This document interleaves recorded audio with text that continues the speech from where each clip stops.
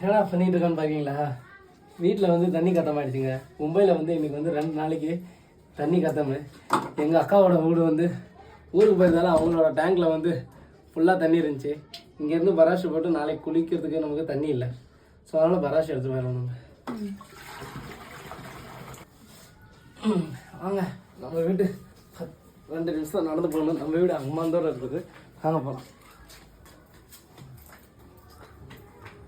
தண்ணி இல்லாதப்போ தான் தண்ணியோட அருமை நமக்கு புரியுது.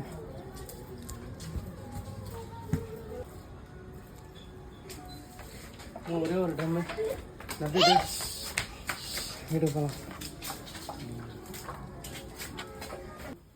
அவ்வளோதாங்க, லாஸ்ட்டு கேண்டில் முடிஞ்சிருச்சு. வீட்டுக்கு போயிட்டு தூங்கணுங்க, என்னால் முடியல. ஓய்யோ, லாஸ்ட்டு முடிஞ்சிருச்சுங்க. அவ்வளோதாங்க, தண்ணி பராஜம் முடிச்சாச்சு. 20 டைம் நடந்து போயிட்டு வந்துட்டாங்க. மும்பையில் இருக்க எல்லாருமே இந்த மாதிரி தண்ணி பிரச்சனையை நிறைய ஃபேஸ் பண்ணிருக்கீங்க. இப்போ தாங்க புரியுது தண்ணியோட ஒர்த்து என்னன்ட்டு. ப்ளீஸ் நீங்களும் தண்ணியை எப்பயுமே வேஸ்ட் பண்ணாதீங்க.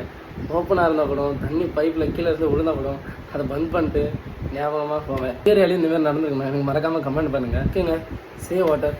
என்னோடய வீடியோவை லைக் பண்ணிட்டு போங்க. நீங்கள் பண்ணுற ஒரு லைக்கும் தான் எனக்கு நல்ல ஒரு மோட்டிவேஷன் பண்ணுது. பாய்.